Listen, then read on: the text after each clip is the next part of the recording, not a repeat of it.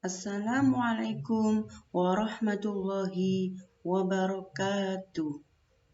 Anak-anakku yang soleh dan solihah, hari ini mata pelajaran kita adalah pendidikan agama Islam.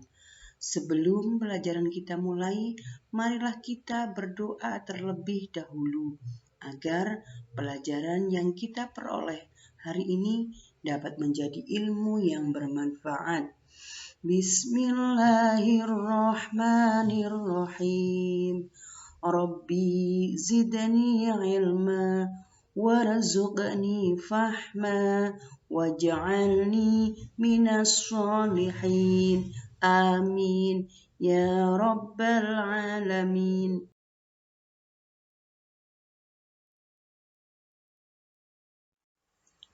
Anak-anakku yang soleh dan solihah, materi kita pada pertemuan ini adalah sholat kewajibanku dengan submateri hikmah ibadah sholat.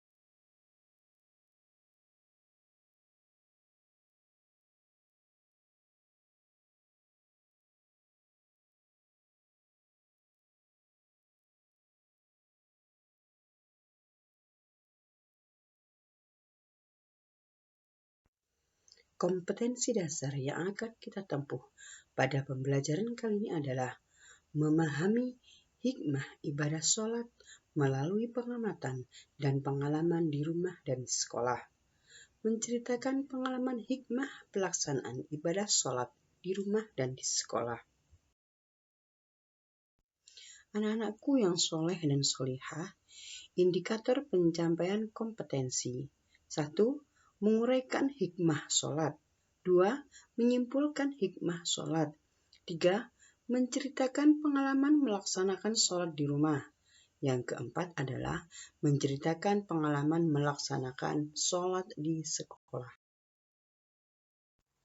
Anak-anak, tujuan pembelajaran kita adalah 1. Setelah mengamati gambar, siswa dapat menguraikan hikmah sholat dengan benar. 2. Setelah mengamati video, siswa dapat menyimpulkan hikmah sholat dengan benar. 3. Setelah proses pembelajaran, siswa dapat menceritakan pengalaman melaksanakan sholat di rumah. 4. Setelah proses pembelajaran, siswa dapat menceritakan pengalaman melaksanakan sholat di sekolah. Anak-anakku yang soleh dan solihah, sholat merupakan ibadah wajib yang harus dilakukan oleh seorang muslim laki-laki maupun perempuan. Sholat akan memberikan hikmah yang bermanfaat jika dilaksanakan dengan sempurna, memenuhi syarat rukun, khusyuk, dan ikhlas karena Allah. Hikmah sholat diantaranya 1.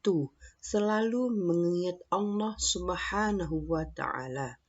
Dengan mengerjakan sholat berarti kita mengingat Allah Subhanahu wa Ta'ala, karena sholat merupakan zikir yang paling utama.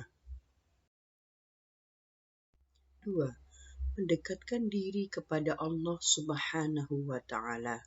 Sholat merupakan sarana untuk mendekatkan diri kepada Allah Subhanahu wa Ta'ala.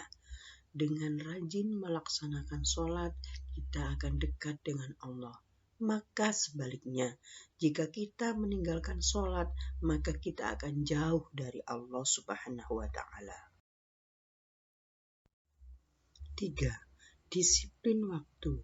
Sholat sudah ditentukan waktunya. Waktu sholat berbeda-beda. Dengan mengerjakan sholat tepat waktu akan menjadikan diri kita disiplin. 4.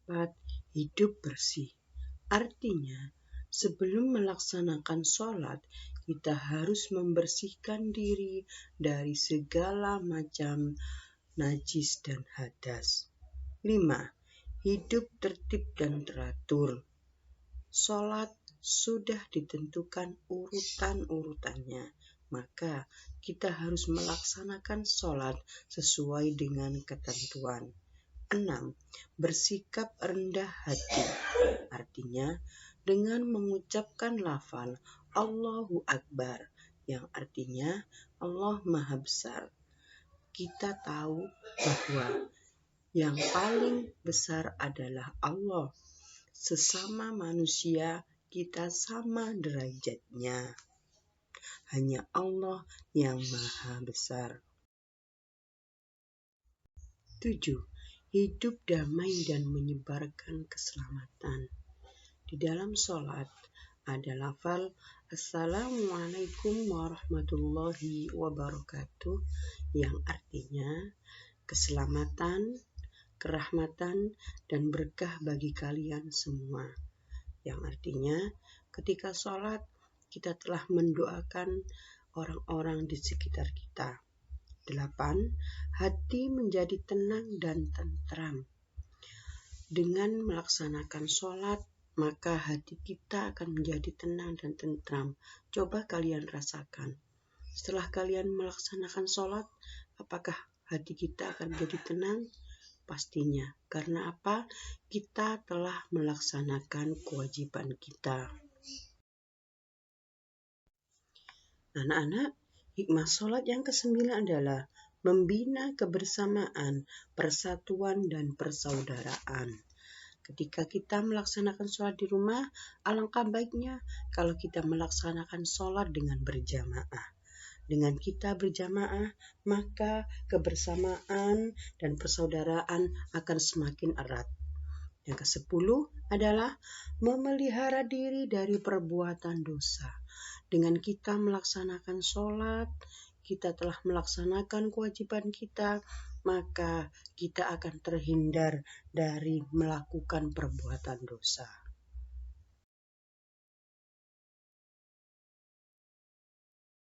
Alhamdulillah, pelajaran kita hari ini telah selesai. Semoga anak-anak dapat memahami apa yang telah Ibu sampaikan. Jangan lupa anak-anak, kerjakan sholat tepat waktu. Jangan suka menunda-nunda sholat, karena kita berarti disiplin waktu. Saya akhiri, wassalamualaikum warahmatullahi wabarakatuh.